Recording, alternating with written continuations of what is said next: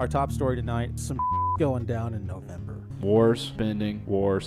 There has got to be something big a-brewing. They're using geese to guard prisons in Brazil. Does Biden know what Immigration Mexico policies. is? Would you scare Joe Biden? What are we laughing at? I think Billy Mays was real. I'm a world-class skeptic. I don't know anything about Hunter Biden. I don't know who's big into cocaine and laptops. Why is that our problem? Complete, absolute incompetence. Like, who funds the news? It's a freaking inside job, man. That the entire world's a stage and everything's fake.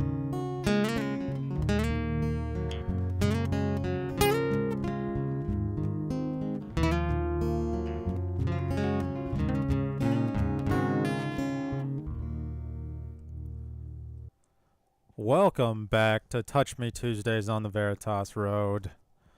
Carson back here with John. You know what I was thinking about earlier today? Do you ever, like, for those parents out there, I'm not a parent, but do you ever, like, tell your kid, like, not to, like, beat up the little faggy kid next door, and then they go kick his ass and push him down? Because that seems to be exactly what Israel's doing with Gaza at the moment. Trump came out all excited about this ceasefire, talking about how, like, it was a great ceasefire. Qatar did a wonderful, which why I don't know if anybody watched that video, but why he was so, like, praised Qatar so much seemed odd. It seemed like a weird, like, middle of the podcast commercial, you know, like when you're listening to a show and they take a break to, like, talk about BetterHelp. It seemed like Trump had to take a break to talk about how great Qatar is for America, I guess. And so he's talking about what a great job Qatar did. They did a wonderful job. This ceasefire is going to hold. We did a great job with the ceasefire. I think it's going to hold. I think it's going to hold for a very long time. And then Israel dropped, what was it, like 143 tons, megatons, whatever they measure explosives in, on Gaza, like 3 days later. I can't think of a more comical way for that to end. I mean, obviously not for the people who got bombed, but, like, I can't think of a more ironic way for that to end after Trump spins. Can we grab that video real quick and just play it? I can't think of a more ironic way for that to end after Trump brags so much about this great ceasefire he's doing. He's doing a wonderful job. I would like to thank Gaza for sponsoring our government right now. They're doing a great job sponsoring our government. We really appreciate it. I appreciate the plane. You guys gave me a great plane. I fly in it every day. And so it just seems strange that we're having mid-conversation ads during presidential interviews. Between Israel and Hamas. War's over. The war's over. The war is over. Okay, you understand that? Are you confident that the ceasefire is going to hold? I think so. I think it's going to hold. Qatar was a tremendous help to getting this done. I hope people can realize that. And it was very tough and very dangerous for Qatar. They were very brave, and their leader, the Emir, was very, very brave. And Qatar should start getting some credit. Isn't that odd? Is it just me, or is that weird? It's like a mid-sentence ad for, like, Talkspace or BetterHelp or Hims. Get hard for Qatar, you know? Like, that's what it is mid-interview, and I just find that very odd. Did anybody ever think some kind of ceasefire between Israel and Gaza was going to hold, though? That seems retarded. John, what do you think about all that? I mean, it wasn't really much as a ceasefire as more of a, hey, let's slow down for a little bit. So instead of killing, 50 or 60 a day, we might kill like 3.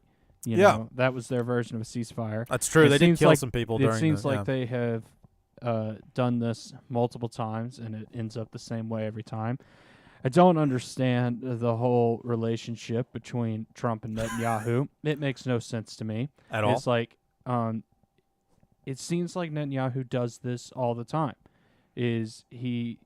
Just a while back with the whole Iran thing, it was kind of the same thing that went down. Is like Trump said, hey, I want you to do this.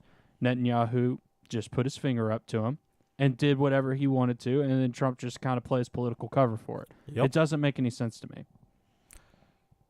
it does make me wonder what kind of hold Israel has over our government. Because you're right, I hadn't thought about that, but the exact same thing happened with Iran.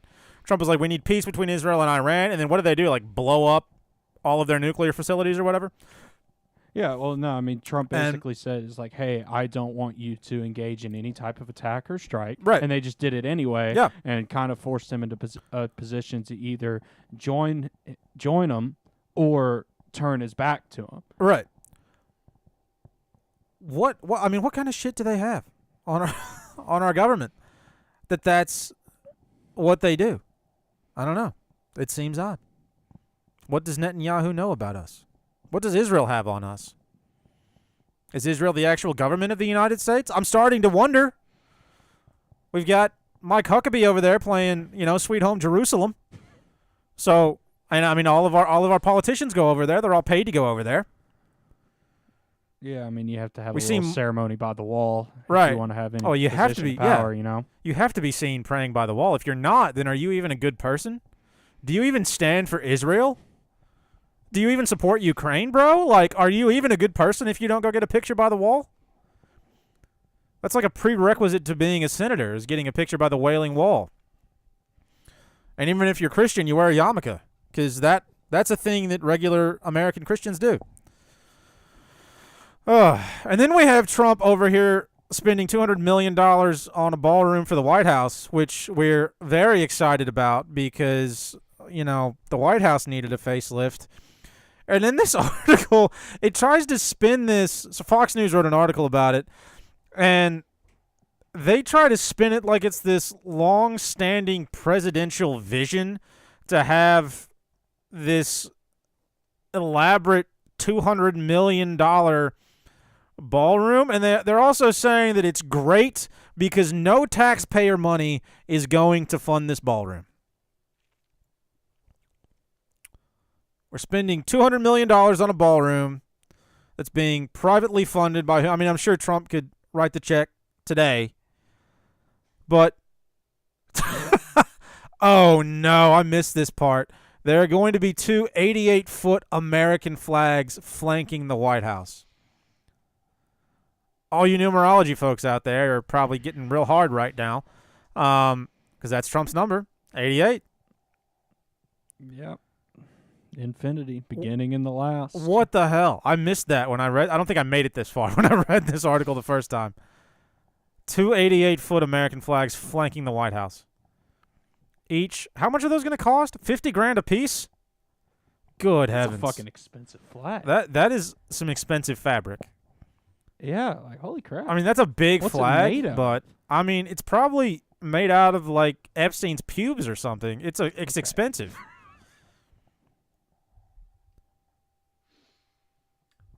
I don't know what they harvested that month, like what they're harvesting the fiber that's going into those flags from, but it's obviously not cheap. If it's $50,000 for you could literally buy a vehicle for that.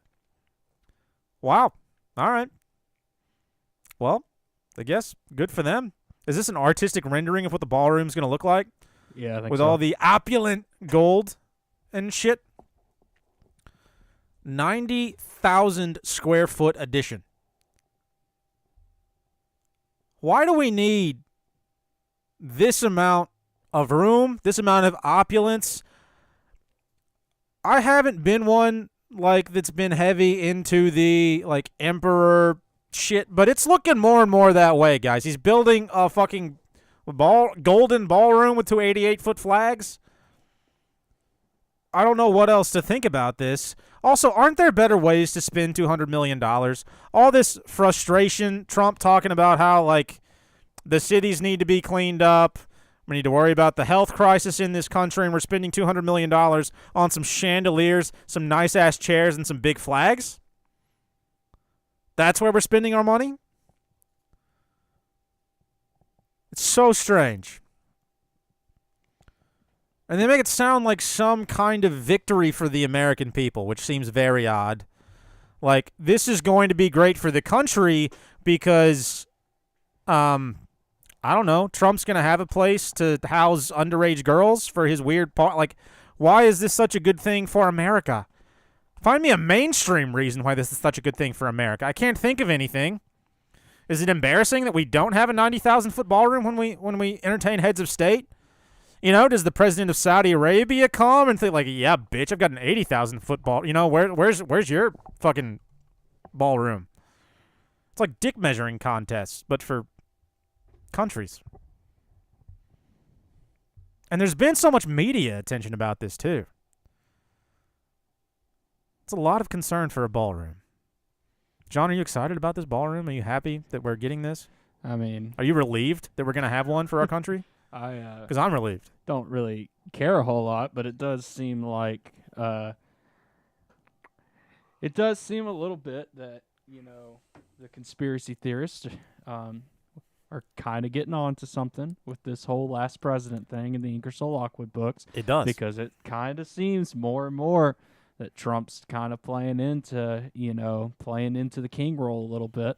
Yeah. Right, building himself, you know, a lavish room for maybe his coronation or something. I know. The 288-foot flags thing is wild. That's crazy. That is absolutely crazy. So it's like, I don't know. It's like, when is this supposed to be done? Do you know? No, I didn't see a completion date. If it's run by the government, it'll probably take a while. But they didn't list a completion date. I think construction's just recently started. But I haven't seen anywhere list a completion date. One of the things that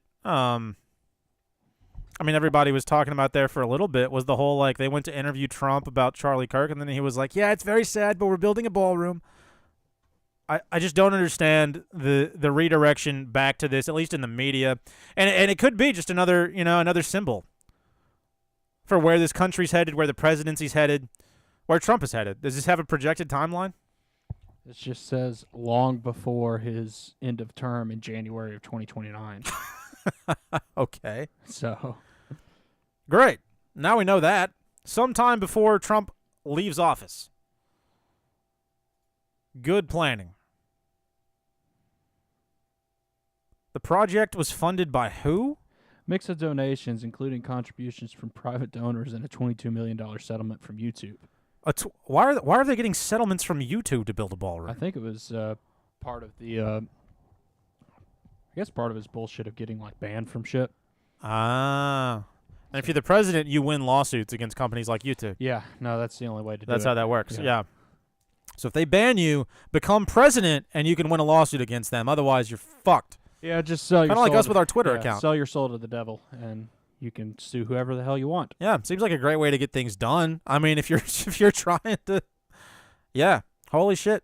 All right, I don't know what else, much else there's to say. The 88-foot flags is weird. I can't move on from that. Yeah, No. It's like they're playing in to what all the conspiracy theorists are saying. Yeah, it's either that like, hey, maybe all of these people who are jumping onto the last president thing might be onto something, or that Trump has seen it and it's just trolling and just having just having fun with it. It's one of those two, because it's like that's freaking wild. I feel like Trump's too in your face to just subtly put two 88-foot flags. Because obviously that's not subtle, but it's subtle for Trump if he were going to troll. I feel like he would come out with some kind of post on Truth Social. He'd be saying something in an interview. It wouldn't be just two simple 88-foot flags flanking the White House. So I don't see this as Trump trolling. Yeah, I mean, I tend to agree. Yeah, but it's not subtle, but it's too subtle for that. And so, I mean, you got to wonder if there's something to it. Is Trump going to be the last president? Is Barron going to be the last president? Is he going to succeed his father to the throne of the new Republic of America? You know, the new American empire? Are we going to be ushered into a new Pax Americana when the new emperor ascends to the throne? And the fact that his name is Barron, too. And, I mean, that plays directly into those Ingersoll Lockwood books. Right. About Barron Trump. And so it's just strange that all of this is happening. This feels more like a script that's being acted out than I think anything I've witnessed in my life. 9/11 didn't even feel this scripted. It's strange. yeah. It's real strange. And you have to wonder, like, if anyone is going to try to install Trump as some kind of like permanent head of state, what events are going to lead up to that? I mean, there's all this ramping up of like wars in the Middle East, obviously, Israel barking at Gaza and Iran, but then also they've been ramping up a lot of this alien stuff over the past few years. Trump said he was going to release all that information, and then we've started to talk about like this, what is it, 3-Eye Atlas thing? And so is there going to be an alien invasion coming, you know? Is Project Bluebeam going to finally just come to very obvious fruition, and we're going to see some little green men wandering around? Or is it going to be another Mexican cake, you know? But like here, this supposed image of 3-Eye Atlas, which who's taking this picture? That's got to be AI generated right there. There's no way that's an actual picture of anything in the sky. Well, I mean, it's whatever it is, wherever it's coming from, it's 100% not an actual picture of anything in the sky. Yeah. Like, did this come from NASA? You know? I don't Who know. took this? It's like the biggest account that I've seen it posted from was this Concerned Citizen dude, and he posts a lot of shit. He's a pretty big like Twitter account. But I've heard, like, I was reading around and people were saying this came from Japan's space agency. This picture, it has been community noted. As things are. But I don't know. It is interesting how this is hitting the news cycle, if you will. Turn your mind. That they're trying to kind of drum this thing up. Yeah. Well, I mean, it kind of started with, like, talks about Area 51 and, like, the Tic Tac, I don't know, 5 or 6 years ago, I feel like, when all that kind of got popular, like, really popular again in the mainstream. And then this, like, 3-Eye Atlas stuff has been all over the social medias for a little bit now. But, I mean, I don't know. Even if you, like, are a normie and you believe there's stuff out there in space hurtling around, you know,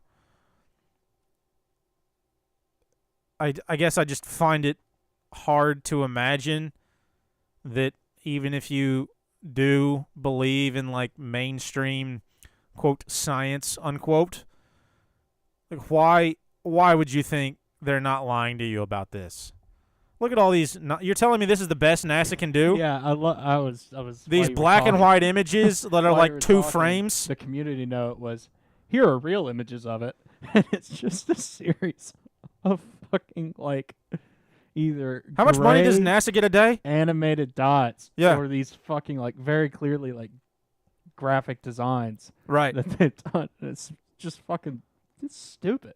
It's so stupid. This is ridiculous. But we've got to follow this supposed meteor as it hurtles towards the Earth, because it might be aliens. Never mind the fact that NASA lies about literally everything. This is what? How much money do they get? Like $1 billion a day or something? And this is what they can come up with. I don't think it's $1 billion. I think it's like $200 million a day or something. But this is crazy. This is 2 frames of a fucking tiny light. An 8-year-old could do a better job than this. But this is what we're all worried about. And what are all these weird pixelated images? Like, that's supposed to be a photo of this alleged spaceship hurtling towards the Earth? I don't buy it. I don't buy it at all. But it does make me wonder. Sorry, I got far afield thinking about how retarded NASA is. It does make me wonder if, like, all of these people like to talk about how, you know, maybe Trump's going to be the last president. There has to be some sort of event if the mass populace is going to accept that, right? You've got to get buy-in from the people because they don't do anything without some kind of permission from the mass consciousness, it feels like, right? And so there's got to be some kind of large-scale buy-in from the people. And I do wonder if one of the ways to get that is either like a large-scale, world war?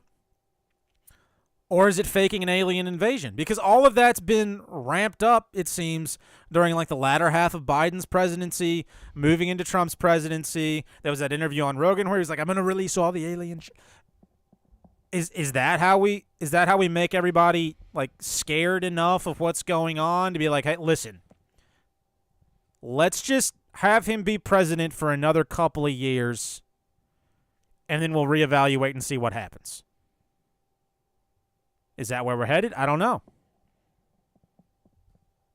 But what if it is? And in the meantime, your money's worth less and less. You're never going to own a house. You're becoming more compliant as the days roll forward. And so the people are going to get easier and easier to rule as time goes on. I don't know. What are your thoughts about that, John? You look like you were having you're either taking a small shit in your chair or you were thinking about something. I'm not taking a small shit. I don't know. It gets the timing is very interesting because we're starting to get into an age where it's like people are having a very, very difficult time, like especially in the news media and on social media, of like determining what is actually real and what is like AI fabricated bullshit. So it kind of, there's one part of me that is like, it would be super difficult to like fake some type of alien contact, because it's like half the people are being like, "Oh, that's AI, that's bullshit." It's like, right, I mean, that's already what you see, with this post, right? Is like people are already like, they're probably arguing in the comments here that, "Oh, this is AI," or "Oh, this is real." Yeah. So it, like, part of me kind of thinks it's like, man, it's going to be really, really fucking difficult to kind of make a determination between what is real and what is not, and it seems like that's going to make it very hard to actually try to pull this off. But on the other hand, it's also like they have introduced us to this kind of concept that like I'll rephrase that. They probably have the technology, right, to make something that is really, really believable. And for them to be able to pull this off, it's going to have to be really, really believable and really, really extraordinary. So it's like, I don't know. I kind of go back and forth because it's like they probably can pull off something that is pretty freaking incredible. And it's like, and if you start digging into like theories about like 9/11 was it holograms and shit like that, you can go down some rabbit holes. I really don't know, because it's like the alien thing would probably be like the only thing to get mass buy-in from a lot of people to freak them the fuck out. And then you can get into a whole aspect is like you're going to like really start fucking with all of the people, who are like believers in the Bible and believers in other religions, because obviously that doesn't correspond with, what those say. And if you're not paying attention, you'll fall into, the deceptions there. So that's probably the only thing that can actually like work. But I go back and forth on if it can actually be pulled off or not, I mean, that's a fair point. I guess the only counter argument I would make to that is how much evidence of a dramatic or scary event do you really need to get buy-in from the people?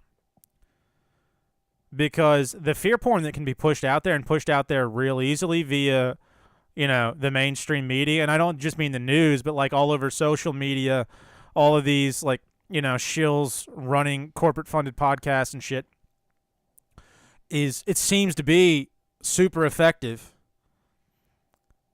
I know, like, let's imagine maybe there's no real evidence. Maybe there's no real evidence of something going on, but you're told that something dangerous is happening and you should be afraid. Maybe you're told that, strange things have happened in a few cities. Maybe you're told some people have died here or there. Maybe you're told some cities, some areas are being overwhelmed, and because it's coming from the mainstream media, you just believe it and you decide to stay home. Has that happened before? Yeah. Yeah. How hard is it really to push that kind of narrative on the people? And granted, I mean, I'm talking about, 2020. I'm talking about Corona, right? But we really didn't need any evidence then. Yeah, but How many people do you know who were getting sick and dropping in the streets? Almost none. And granted, we're talking about the idea of like a quote-unquote virus versus aliens. Yeah, it's but like you're talking about an invisible thing that you can't see versus what, like, I guess theoretically would be some massive, like, sure, spectacular thing, but I don't know. Right. But still, for some invisible thing we can't see that, as far as I could tell, had no effect on anybody I knew, we sure, like, really pushed the mass consciousness a certain direction during that period of time, right? There were all these people wearing masks out there, all these people staying home, all these people covering their bodies with hand sanitizer and jerking off to pictures of Fauci. And that was, 5 years ago. With some good, AI images and a few well-placed, world events. Maybe the aliens are just shy and they don't want to do a whole, how hard would it really be to push this en masse on the people? I don't know. I don't know, because it's like when you start having this conversation, you can almost start getting into some Georgia Guidestone, like, guideline shit real quick. And like the first one is like, unite the world under one religion. It's like you can kind of get a lot of people united under kind of this scientism religion where the aliens are their gods. Yeah. Pretty quickly. So it's like, you got a point there. Is like it can very, very easily, manipulate a lot of people with that. That is a fair point. The only reason I don't actually think that's going to happen is because once you, like, hardcore push the alien stuff, there's no going back. Like, that's a Band-Aid you can't put back on once it's ripped off. Yeah, but I mean, you talk about it, like, they've got to get to that point at some point, because it's like, anyone who's paying attention, it can kind of seem like everything's getting more and more chaotic. Everything's getting more and more chaotic. Yeah. And just slowly and spiraling slowly out of control. is like, right, because it's like I kind of thought 2020 was a Band-Aid they couldn't rip off. They've kind of been able to patch that a little bit, and life got to a somewhat semblance of normal, not completely. But it's like eventually they've got to reach that point. Yeah. Like you can only get so chaotic. The system can only break down so much until eventually you have to get to the point of no return. And maybe that's it, Maybe. Or is it just another frog in boiling water situation? I mean, you're right. Things are kind of back to normal for everybody. But I still saw this lady. I saw this lady on the way to work the other day. Speaking of things that touched me this week, I about got out of my car and screamed at this poor lady in her car like an asshole.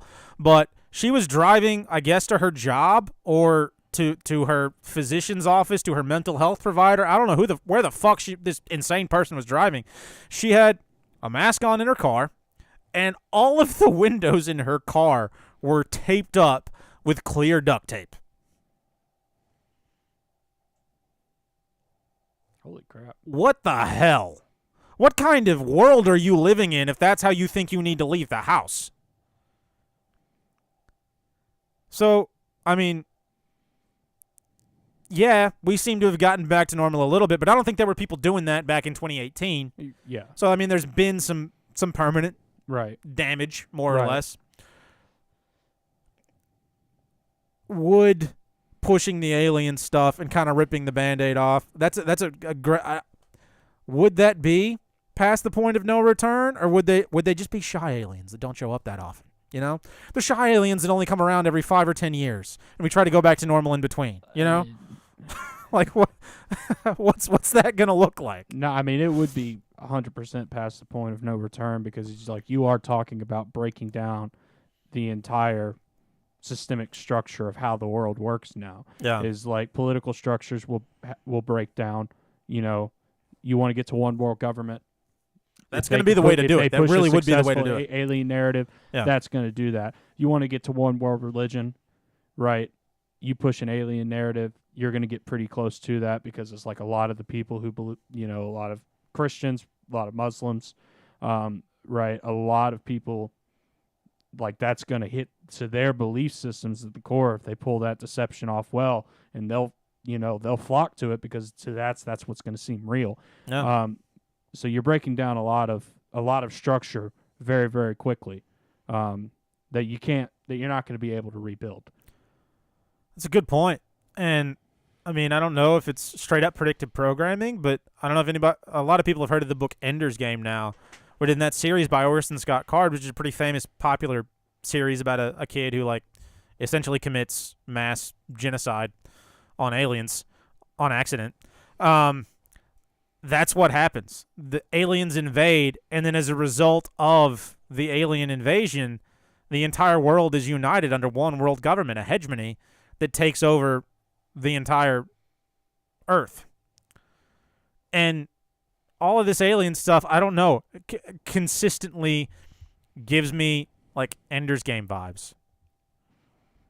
So I don't know if that is some predictive programming shit, if that really is the way we're headed, or if I just really enjoy that book, but it certainly feels that way.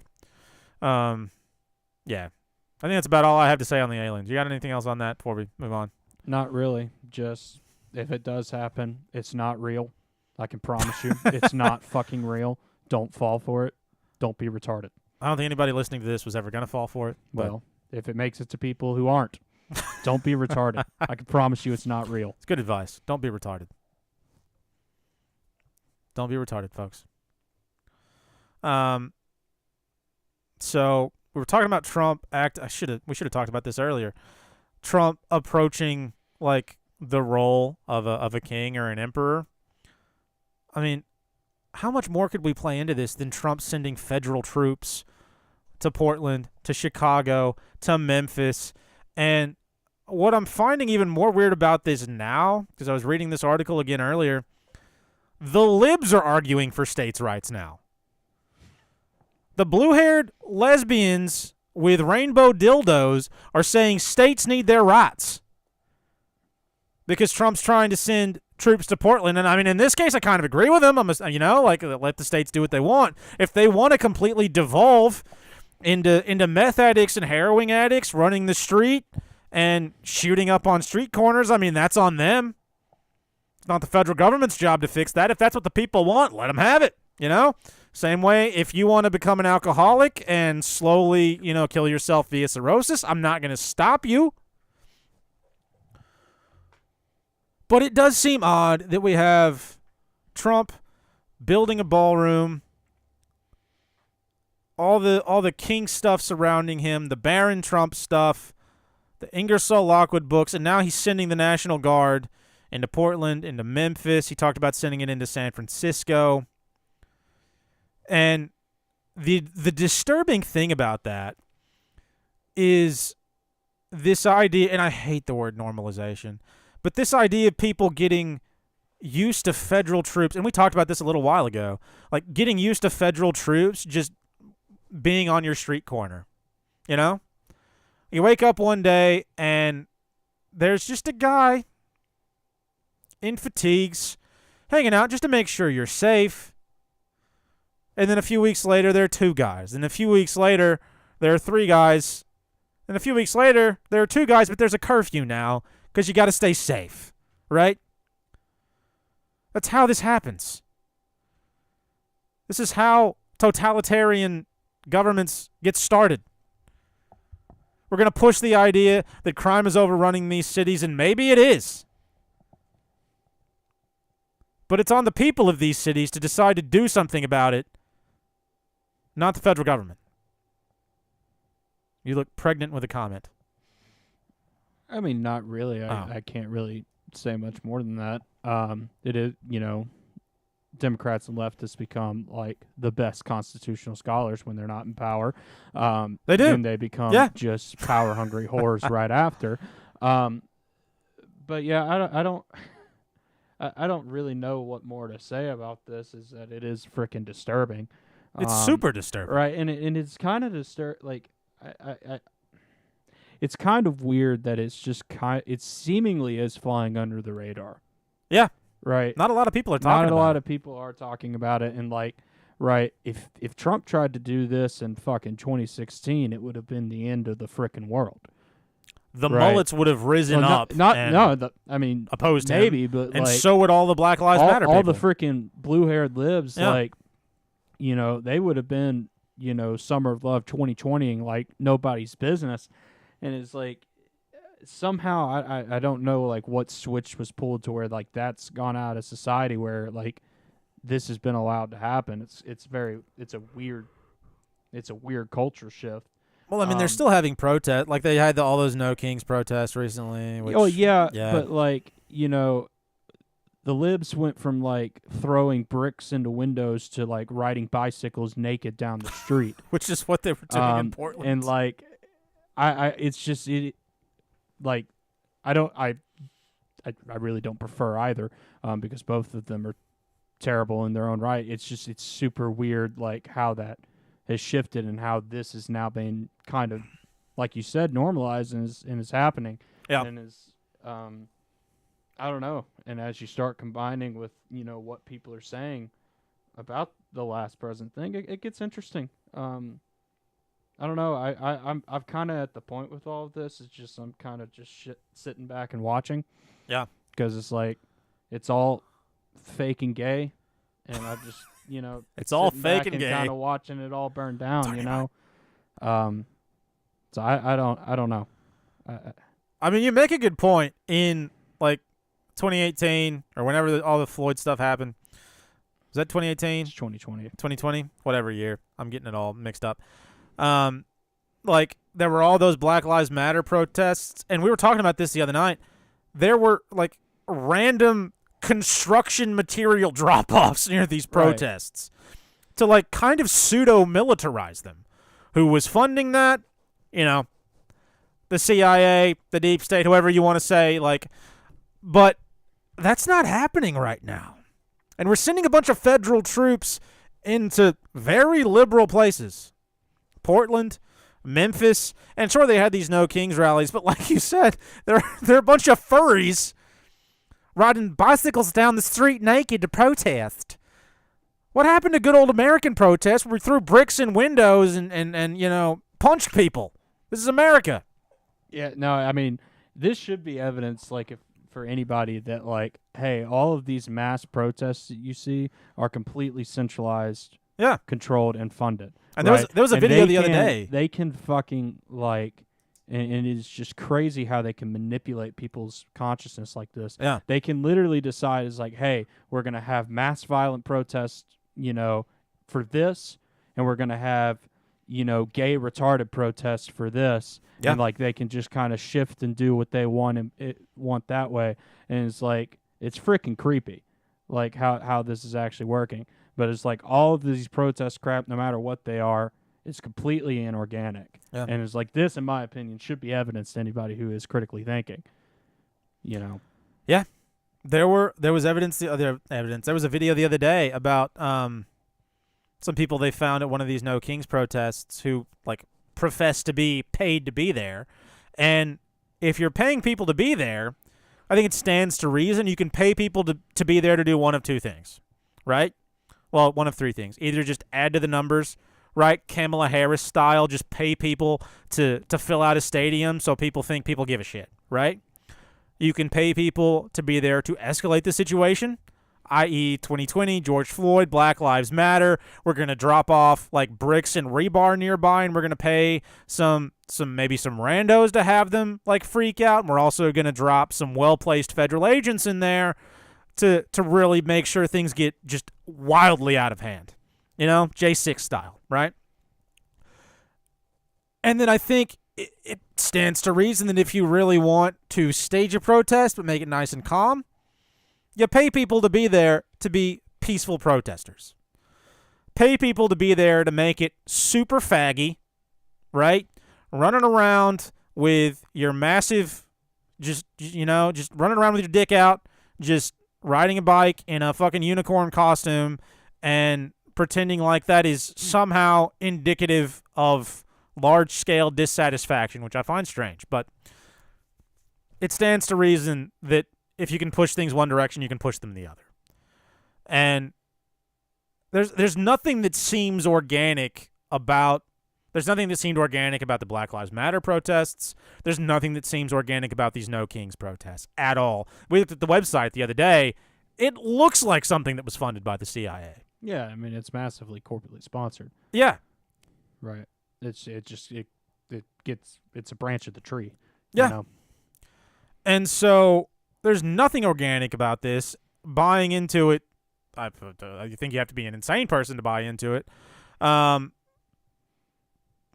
why aren't people more upset about the fact that Trump's just sending government troops into their city? Are things that bad in Portland that they're just grateful?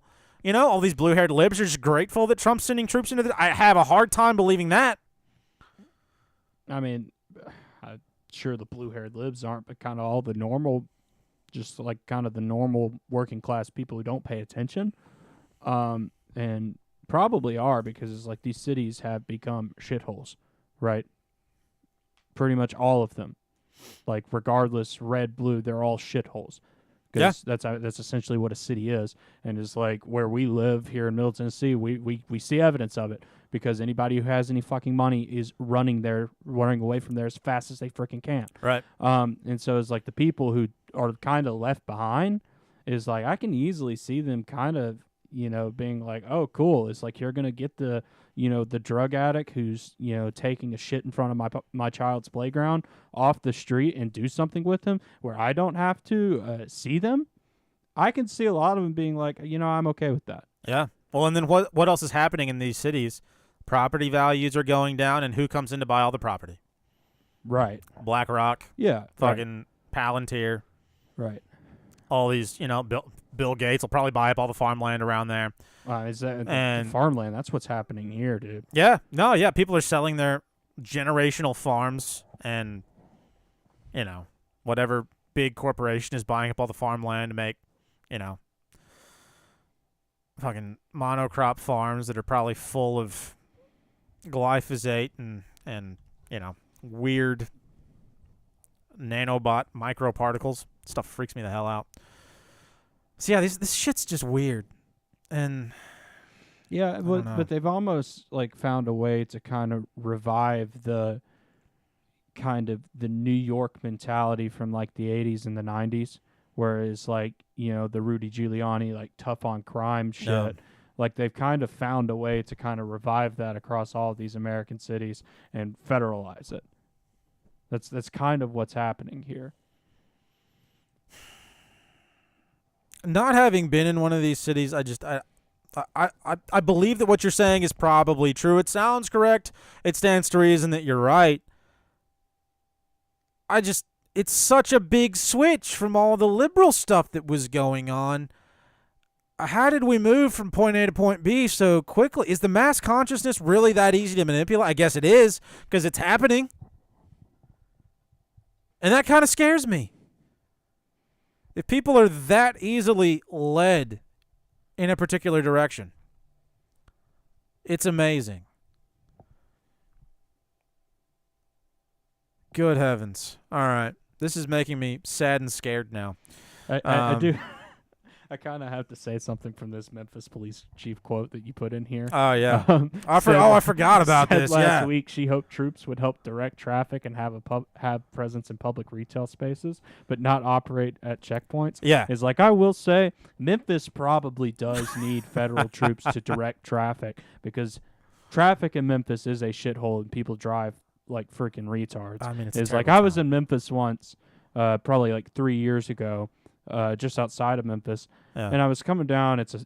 They have a bunch of these like 6-lane, like they do, yeah, like just kind of normal, not highways. They're just kind of their normal, like city streets. Especially when you get kind of in the suburbs around Memphis, they have a lot of these 6-lane streets. And I came upon a car. It was probably like 4 in the afternoon, and it was just a sedan that was like sitting jackknifed in the middle of the road, taking up 2 lanes. It was off, completely empty, and just nobody standing around it. It wasn't like it was broken down and somebody was like standing off trying to get somebody to help them get it out of the way. Right. There was nobody around. It's like the street was empty, and it was just an empty car sitting in the middle of the freaking street. That's Memphis. That's probably had been there for a couple of hours. Yeah. That's the great town of Memphis right there. That's America. Yeah, and then The town is a shithole, for sure. yeah, pretty obvious you need people guarding public retail, because we know what happens. I mean, I lived there for, like a year, and right before I moved there, a friend of mine who had moved there a couple of months early just got shot. Yeah, you told me about that. Yeah. Just moved there, was leaving work one night. Some people were trying to jack his car. He came up to his car. They ran off. And then he got in his car to drive away, and they shot him through the window, and he, like, died close to his drug dealer's house. Obviously not the best person, but, like, still. Yeah, that's the kind of town it is, where you just get shot sometimes. Yeah, but, like, dude, people see that in, like, cities all across America. Yeah. And they want somebody to put a stop to it because it's like obviously a lot of these are liberal and democratically controlled, and normal people see that it's like, hey, crime's going up, people are fleeing, property values are going down, economic opportunities going away, jobs are going away. Yeah. We need somebody to come in and do something about this. So that's kind of why they're not going to be that opposed to, it's like, hey, Sure. someone's going to come in here and actually put a stop to this. Yeah, well, and why do you think it's happening in liberal towns? Two things. Degradation of the family unit in liberal towns, which we talk about that all the time. I don't want to, wax poetic about that because I feel like we have the last couple of pods we've done. But also, like, there are a lot fewer guns in those towns in regular homes, right? So if I break into somebody's house, I'm way less likely to get shot than I am if I do it, like, somewhere in, rural Tennessee, right? Or if I break into somebody's house, I'm guaranteed to get shot. Yeah, and they also just incentivize, like, they make it almost impossible for you to defend yourself, right? Because yeah, it's they like almost do incentivize crime, yeah. Because if somebody breaks into your home and you shoot them, guess what? Regardless of what happened, Right. you're catching a charge, Mm-hmm. right? You're going up against some type of felony charge. Yeah. You're going to have to spend tens, if not hundreds of thousands of dollars to defend yourself. Right. And most of the time you'll end up just cutting a plea deal to try and get some semblance of your life back, Yeah. all because some freaking asshole broke into your house to come steal your TV. Yeah. And so they 100% just kind of incentivize crime in these places. How did we end up with laws like that on the books? I mean, who thought that was a good idea? Probably a bunch of just liberal middle-aged women, right? That's the only kind of person I imagine thinking that's a great idea. Yeah, I mean, you can get into that conversation and go so many different ways. It's like the first thing is, like, just as we've talked about a lot, just the decline of masculinity in society. It breeds from that. It breeds from this idea that is like, oh, we need to not hold people accountable, and by not holding people accountable, we're somehow loving them or accepting them, and shit like that. And it probably ultimately all stems from that. Sure. I still like the idea of a Karen walking into a courtroom and being like, my husband shot somebody, but you better fuck my husband up because he shouldn't have done it. I was fucking that little kid he shot, and I want to fuck him again, so I'm upset. Put him in jail. That's what I imagine happening. Why? I don't know, but that's what I imagine happening. Well, I mean, on a massive cultural level, that's kind of is what's happening. I guess that is, to be fair. If you want a metaphor, I guess that's the metaphor you can use. My husband got up out of the cuck chair and shot my big dick lover, and I'm upset about it. So I'm suing him. And we're going to put some laws on the books to make sure this doesn't happen again. Yeah, it's all of, like, this kind of push to, like, demonize masculine traits, demonize independent traits, and kind of hand it over to the state, who can't exercise any of those. Yeah, you're right. On the flip side of that, we've talked a lot about the demonization of masculine traits.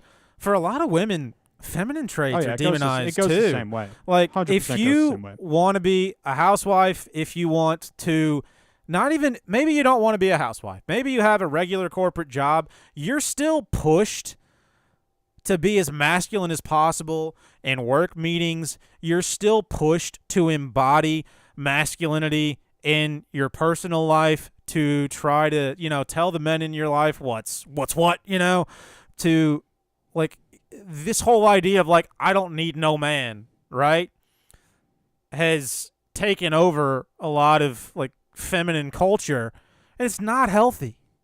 It's not healthy. If you have any kind of, like, spiritual background whatsoever, you understand the whole, like, symbiotic relationship of man and woman. And so this whole idea of, like, I'm complete on my own, I don't need a man, is toxic. And that also works to erode a lot of masculinity, because there's not much that'll tear down a strong man more, at least I think, than like a woman looking at you and letting you know, oh, by the way, I don't need you. Right. How many guys do you know that are going to handle that well?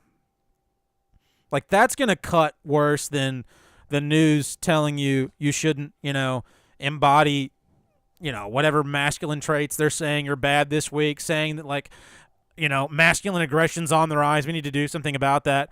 Having whatever, feminine presence is in your life, your mom, your sister, your girlfriend, your wife, some pretty girl you like at school, let you know, oh, by the way, I don't fucking need your help. I don't need you around. I don't need, any aspect of your masculine presence. That's gonna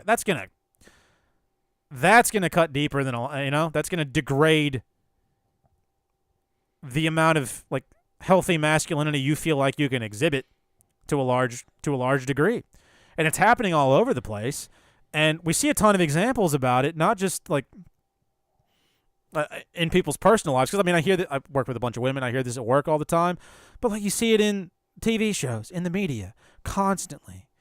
You don't need a man, and that's why I appreciate people like Kelly Brogan a lot. Which she's a for people who aren't familiar with her, she's a psychiatrist who like was this like super feminist, hardcore, like no man needed, I'm gonna take over like all of medicine type woman. And then she had like this spiritual feminine awakening and realized, oh my gosh, I feel so much better when there's a strong man in my life to do all this stuff I'm not meant to do as a woman. When, the plumber comes over to fix my toilet and I can just appreciate him. And you know what else happens? He feels amazing accepting my praise. They've done studies on this where like men get a bigger like dopamine hit from just doing something for a woman. Doesn't even have to be a woman they're close to, but just like holding a door for a woman, than a lot of other stuff out there. And that stuff is going on. I knew a girl in college who got mad if you would open the door for her. She would get upset.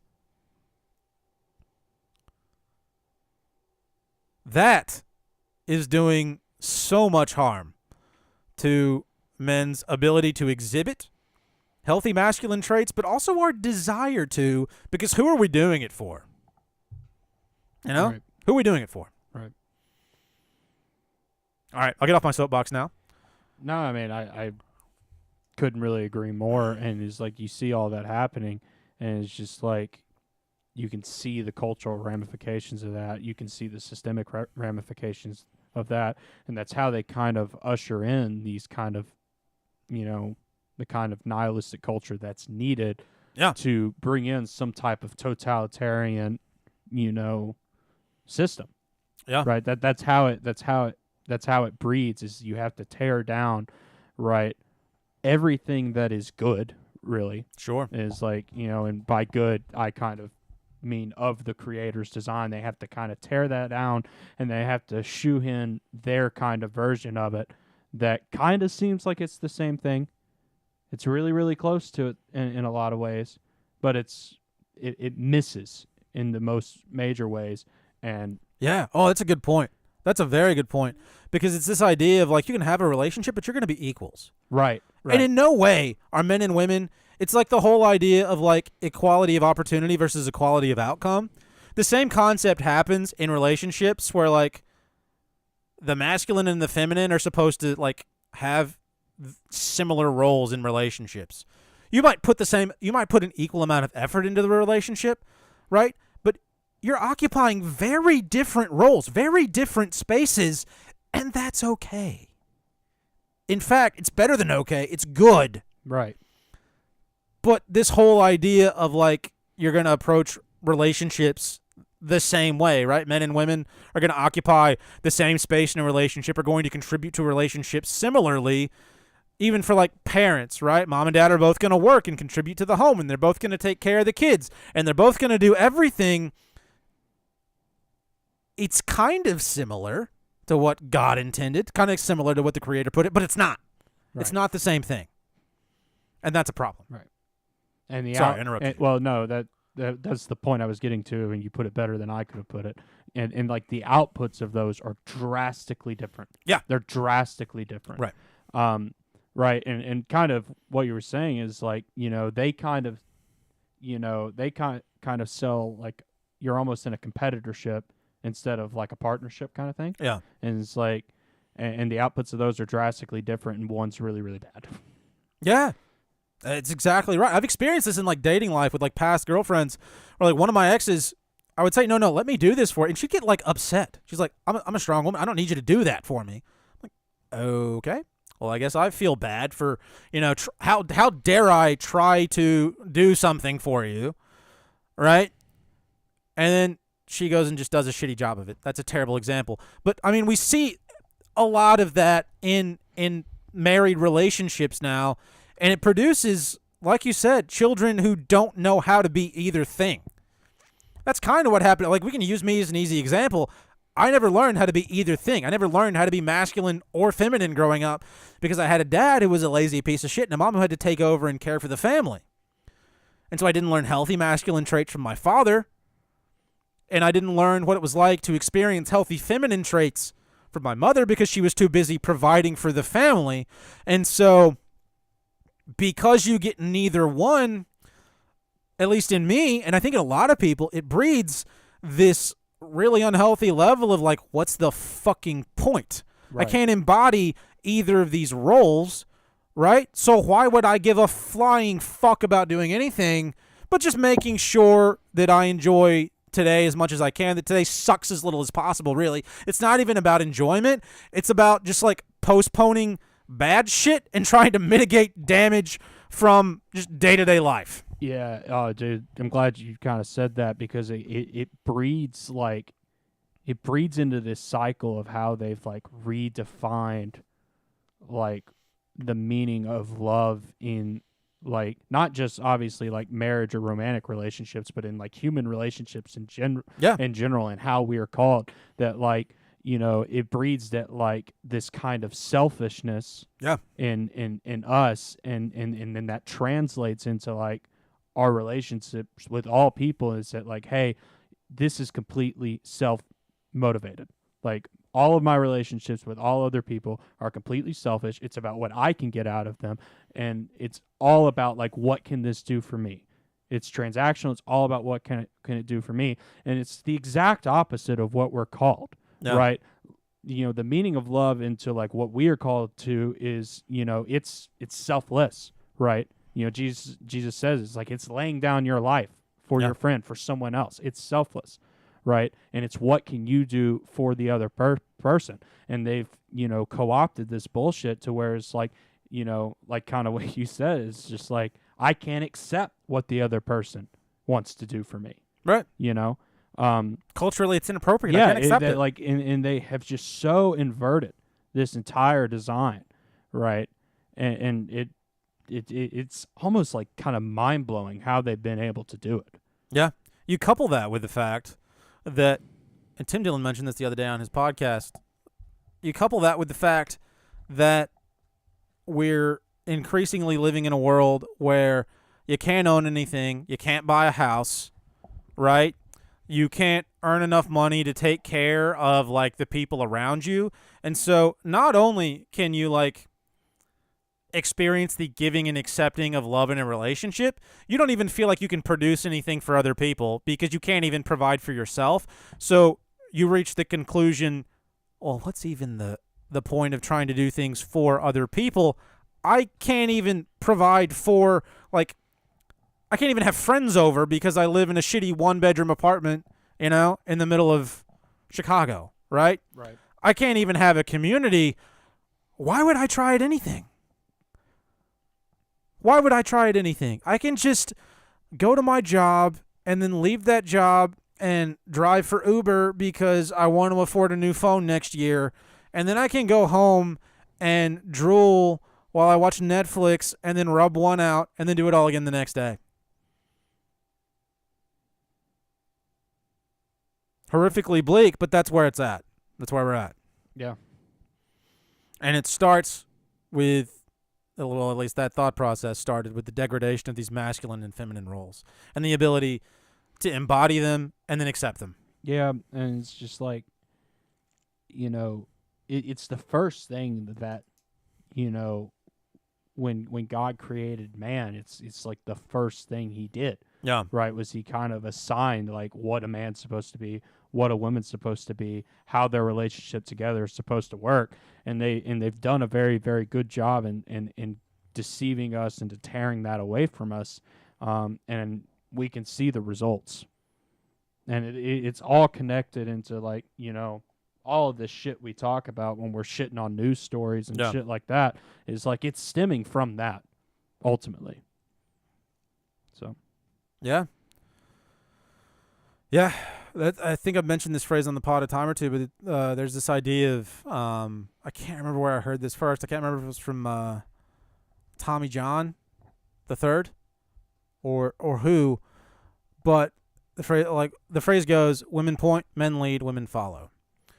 And I don't know how true the totality of that phrase is, but the concept is like man needs the feminine because it gives us something and someone to work for, right? Man will then work for that thing, woman, incessantly, tirelessly. Again, there's not much that is more satisfying to men out there than just pleasing the person they're put here to please. In other words, woman. right. Right? And then that produces a life for that woman for you to then follow in the footsteps of. And so, like, the concept is simple, but the practice is so difficult out there. And I lost track of where I was going with that. But, I lost track of where I was going with that. Women point, men lead, women follow. It's a true statement. I mean, I remember we talked about this a while back with Amber as well. Yeah. I don't really know where you were going with that either. I so know. I started down a road. I'm struggling and to pick up your thought because I'm not really sure where you were going to take that. Me either. I lost track in the middle of saying that. I guess it's just the concept of like without a feminine presence to please, because again, most women aren't concerned with like finding a man anymore because you can go make a life for yourself. You don't need no man. Then men have no drive to create a life even for yourself, because most guys, we're not wired to create a life for ourselves. We're wired to create a life for, like a woman in our life or a family. Right. And so there's no drive to do that. And then eventually, right, when dad's money runs out, woman in this scenario, life is going to be bad for her because there's no masculine presence there to provide, care for, anything. And so it's just a mass degradation of society, and it's super depressing. Now I'm sad. Fuck this. There is one, like, that drive, though, it doesn't, like, it's not like it disappears, right? Like, men still have that drive, irregardless of the situation. But now it's like that energy is up for the taking. Right. I guess that's probably true. And then that's what you've got to like, be on the watch for from that is like, since it's not being put into the correct things, it's not being put into a wife and a family, right? Some type of force is going to come in and try to take that and manipulate it and use it for their own advantage. Those people are a lot easier to radicalize. Because they're very easy to radicalize, and it's very powerful. Yeah. Like, it's very, very powerful. Right. And some of it obviously gets like eaten up into like sports and other shit like that. Yeah. But it's just like, it is something you have to watch out for, because it's like when you have a mass amount of men who don't really have any purpose in life, it's pretty easy to get manipulated pretty quick and start to put your energy into something that's really, really bad and counterproductive. Yeah. Yeah. No, you make a good point.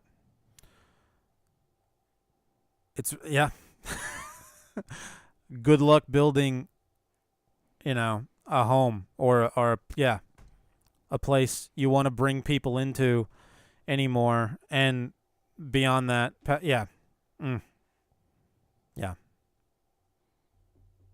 Gosh. Okay. Yeah, it's why you kind of have to pay attention to everything that's happening, because that's what they're trying to do, right? They kind of want to siphon that energy and like push it to means that are against God's design, right? Whether that be trying to like live out like the beast system in Revelation. I really don't know what that is, but I can see the direction that they're trying to pull it, and it's like I can see it's going the wrong way, if that makes sense. Yeah. Well, and people like to always say, like, in the absence of like good, healthy relationships with men or women, especially if we're talking about like romantic relationships, married relationships, well, you should just work on yourself. Work on a life for yourself. I wonder more and more, like, obviously, we should all be working on ourselves all the time, regardless of what kind of relationship we're in. But I wonder how healthy that advice really is sometimes.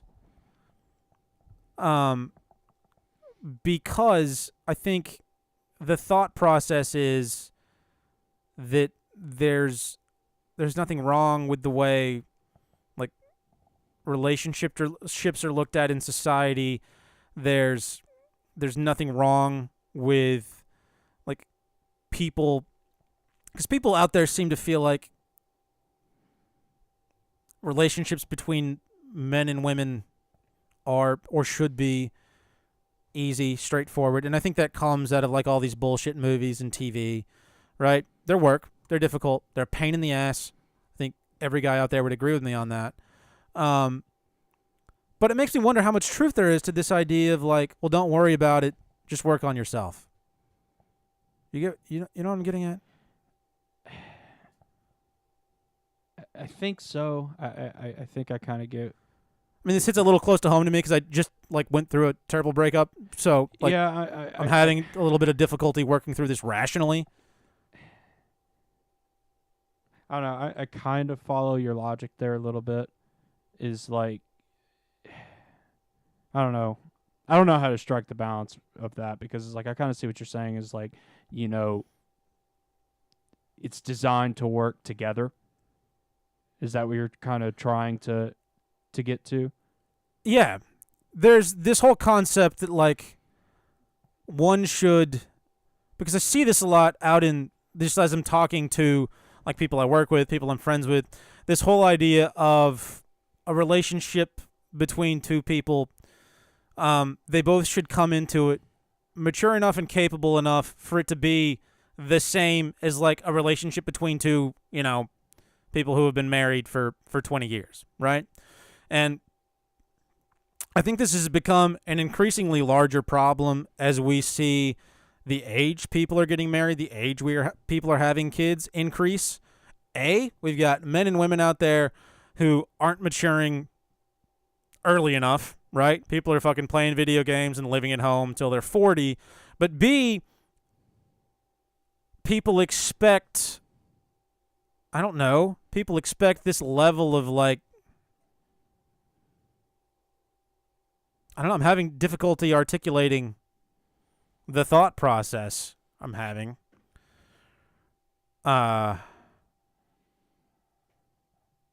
People expect this level of, perfection in the idea of like a family unit of a relationship now that I don't know that folks did 30, 40 years ago, granted before I was alive.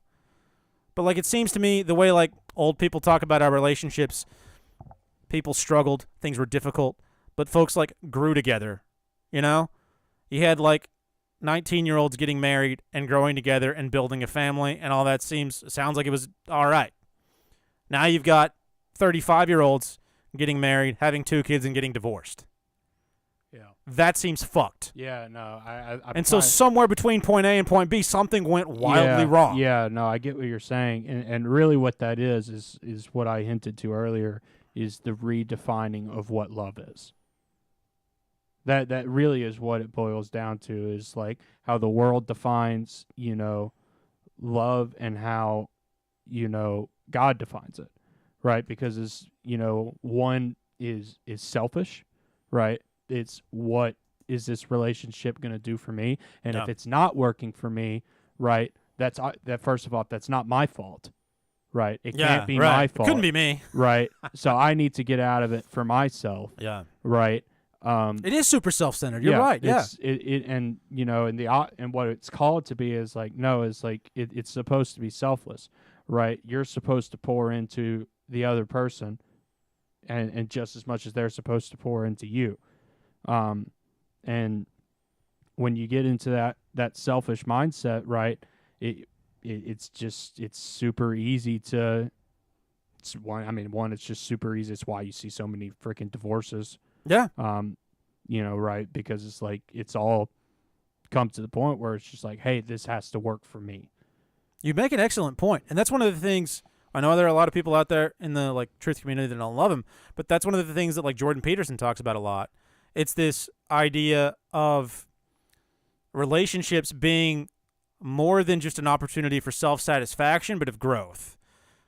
It's way bigger than just, oh, this person makes me happy, and it is, I'm going to enter into this very complicated, difficult thing, and I'm going to grow from it. The idea of like answering the call to adventure that he likes to talk about. You're accepting this heavy, difficult burden and responsibility, whoever you are, when you enter into any kind of relationship with somebody. And the idea of love is shouldering that burden and devoting yourself to it, such that it is your number one priority. It's the thing you give the most time and energy and attention to. Right. More than an opportunity for self-satisfaction or even satisfying the other person, it's an opportunity for growth, not just like on a personal scale, on a large personal scale, but on like a grander social scale, insofar as it's an opportunity for growth for you, for the other person that's involved, and for the entire family unit it affects. And then beyond that, like ripples in a pond, it just spreads. Right. But you add just a dash of selfishness and a sprinkle of nihilism, and it turns into just a fucking shitty soap opera. Yeah.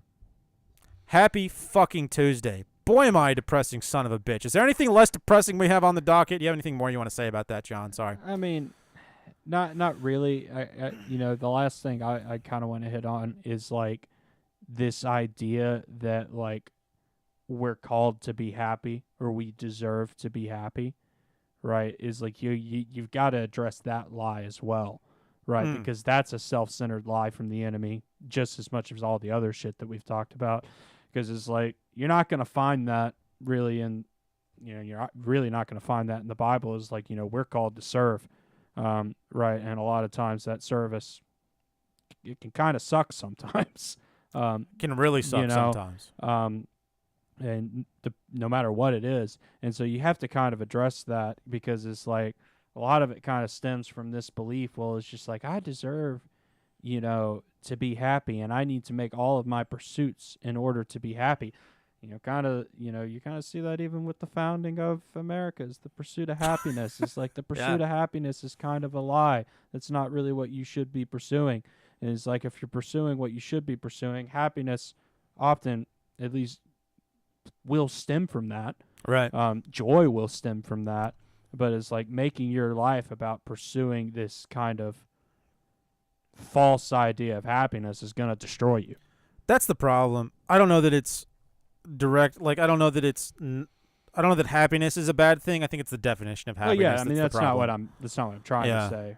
I'm trying to point out, like, just this idea that like we are like supposed to pursue out feeling happy. Yeah. Like, and obviously it's a fleeting feeling. You're never going to feel happy all the time. It's bullshit. Yeah. That's bullshit, and it's destructive. Yeah. No. You're absolutely right. And the definition of happiness is so fucked. Like, right. If we're talking about like an overarching sense of like satisfaction that you're doing the right thing, yeah, great. You should definitely pursue that. Yeah, I mean, and that's gonna come from, if happiness is butterflies butterflies in your stomach when you see her, just the first, when you see her walk down the street because she makes you feel, just your tum-tum feels so good and your penis tingles a little bit, that's going to go away. Because eventually she's going to get wrinkled, saggy tits and that's going to go away. But the sense of satisfaction from holding the door for her or giving her, grandchildren is not going to go away. Producing a good home for those grandchildren is not going to go away, right? Right. Disgusting way to describe that, I know, but Yeah. correct, I think. Yeah. No. No, I agree. Yeah. All right, we got real far afield from $200 million ballrooms. Is there anything else we need to talk? The gag order. We need to finish talking about this gag order, right? Have we talked about that? Yeah. Nick was like, Carson's unhinged today. Thanks, Nick. That's what I'm here for, bud. Yeah, we have, some chats in here. He's been in here. JC jumped in here for a bit. I need to move this to where, you and Robert can see this too. Because I have a bad habit of, not looking at it very closely. So I need to have some backup. Fair enough. I need to figure that out. Any chats we need to pay attention to? I've missed way too. Some of them are just not relevant. Not relevant to what anymore? we were talking. They were earlier. relevant. Yeah. Yeah. Sorry, guys. So thank you for joining. I will try to pay better attention in the future. What? Sorry. What were you saying? We need to talk about this gag order that's on the Twitter. We can jump into a little bit more topical So, bullshit. what's his name? Thomas Matthew Crooks? No, Nope. that's a different That's guy. the That's the Trump Trump shooting. What's the name of the name of the Charlie Kirk guy? Tyler Robinson. Tyler Robinson, that's his name. Tyler Robinson's going to stand trial soon, and a judge in Utah issued a gag order for all of the people involved, all of the witnesses, and according to what little I read online, it's the largest scale gag order of all time.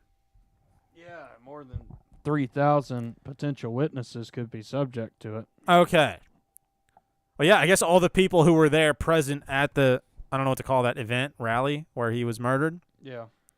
I mean, there were only a few hundred people there. It was, upwards to close to 1,000. This includes way more than just the people who were there. Well, also anybody who's been party to discussions about it, anybody who was part of the investigation, it's going to include a shitload of people. Yeah. But the idea behind it, according to mainstream news sources, is people could say something that will influence, I guess, the jury. Is that the idea? Yeah, I mean, that's the idea behind gag orders. But such a large-scale gag order does seem odd, especially as it concerns people who may know stuff that could point towards who the actual murderer was. Because I don't think there's anybody out there who believes it was this kid anymore. Are there still people out here who think he did it? Tyler Childers or whatever his name is? Probably those retards like Jack Przovic or what's the other guy who's walking out with the Epstein folders? DC Drano. DC Drano. All those retards. I'm sure they might still, but I don't think they actually believe it. I just think they're paid to act like they're they probably believe paid $7,000 to say that shit. Yeah.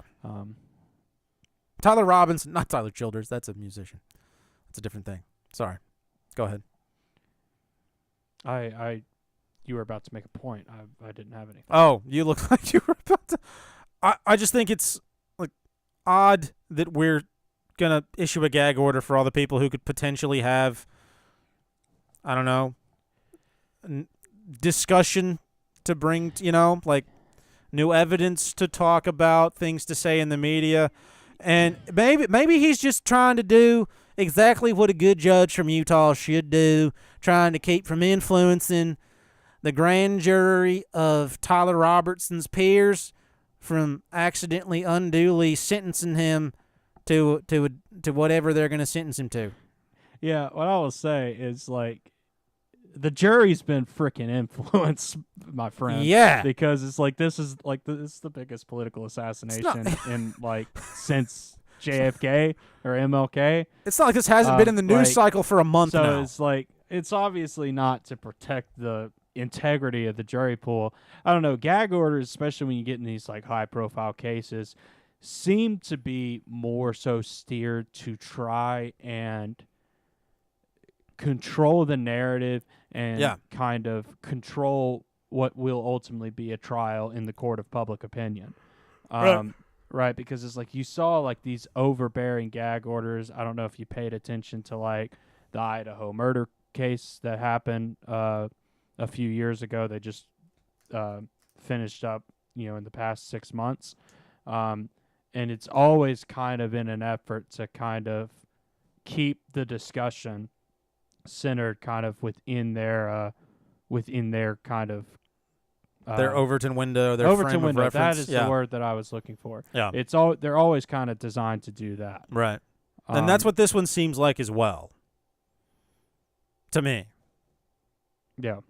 A great way to, like... And one of the things that bothers me, I don't want to get off on a tangent, but a great way to find some kind of, like, legal backing for limiting the Overton window of discussion surrounding the murder of Charlie Kirk. Why that would have any bearing on the way people comport themselves, I don't know, because, again, you should be able to say what you want to say. Fuck the gag order.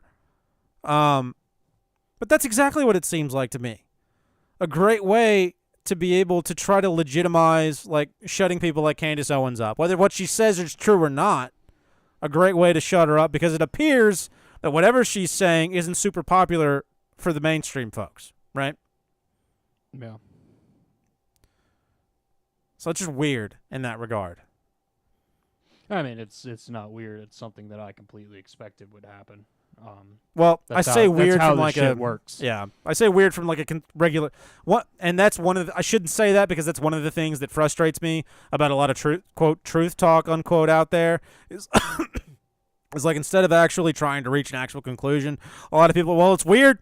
Yeah, I do. What do you think if it's weird? It's just weird. I do that a good bit. Yeah, so. I mean, fucking so do I, but it annoys the hell out of me. Yeah, I'm like, no, I at get what least you're saying. drive towards an actual point. My actual point is they're trying to shut people the absolute flying fuck up to try to control the narrative and push it away from whatever actual truth is out there. I don't know what that is. I don't know if he had a mic that blew up. I don't know if Israel shot him. I don't know if he was actually killed by this. I don't know what that narrative would be, but my assumption is this gag order is out there to control whatever public discussion could have gone on in an effort to push people in the wrong direction. That's my assumption. In plain English. Instead of saying, oh, it's weird. It's just strange. Yeah, I don't see how successful it's gonna be. It's like it's been a month and a half. Well, I don't think. Right, yeah. and I also they've lost, at least seemingly have lost control over the means of information. Right, is like there's so much that can just get put out on the internet. I don't see how you're going to be able to like rein it back in at this point, So it's like trying to put the milk back in the bottle, the lotion back in the bottle. It's not maybe gonna happen. trying to Toothpaste have back in the just tube. some way of like retribution if somebody gets too far out of line. That would be like my thought. Maybe like this is their, plan to maybe go after Candace Owens. I don't know. Yeah. I don't really want to I don't really pay it a whole lot of attention because it's like, again, I've always been like one to not try and get too caught up in the story, other than just kind of pay attention to what they're trying to do. Sure. But yeah, I don't know. That's really kind of my thoughts on it.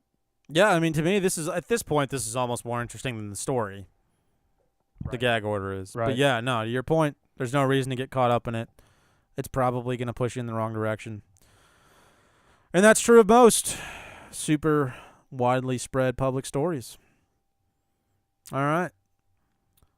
Well, I don't have anything positive to end on. Anything else we need to follow our Twitter account? If you don't already, it got nuked. We need more Twitter followers. Yeah, that would be beneficial. Follow us on YouTube, Rumble, Spotify, Apple Podcasts, Instagram.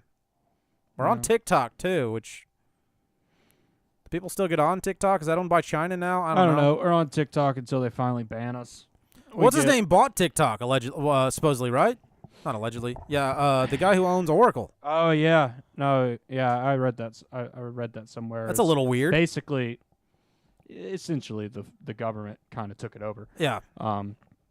But yeah, we're on there until we get banned. We get strikes a decent amount. We've gotten for at a least 2 or short 3 slate. already. Yeah. So, It's fine. but It's fine. yeah, follow us on Twitter at the Veritas Road Pod. Trying to think. What else are we missing? We have a Patreon out there if you want to subscribe to that. I promise more content's coming to that. Yeah, that's all Um, that's in the description. Yeah. Oh, yeah, it is all in the description. Anything else we need to cover? I Monday, yeah. not quite Talk a about week that. from now, we are going to be going over the history of NASA, which is especially relevant right now given all the 3i Atlas stuff. So please tune into that. That will be interesting. That's something Murph is really passionate about, so I'm excited to talk about that. That'll be good. After that, I don't know what's coming. we haven't figured that out yet. Yeah, we need to talk about having a guest to kind of follow up our discussion from Sunday, because I think that'd be super interesting. What discussion are you talking about? Just our whole discussion over the authority and authenticity of the Bible, Of the Bible? as the construction of the Bible that we have. I don't know who we'd have on for that, but that would be an interesting discussion. If anyone has any suggestions, Yeah, let us know. please. Because it's like I have a couple people in mind, but I don't know if they would want to come and talk to us. 'Cause we are degenerates, or at least one of us is. We're degenerates. Not and naming we names. Don't have that big of a following. So, Yeah. but yeah, that'll probably So. be coming in the near future, because I think we need to have a more topical episode on that, That'd be good. I would enjoy that. because it was about 3/4 of Sundays, and It was, the yeah. rest of the first fourth was bullshit. Yeah. Just talking about bullshit. That's true. It was fun, but You're not wrong. yeah, that'll come back out. That stream's gone private. That'll come back out on Friday. Okay, sweet. All right, folks. Well, thanks for listening. We appreciate it. Follow us on all the socials. Follow our Twitter. And we'll catch you next time. Love you guys.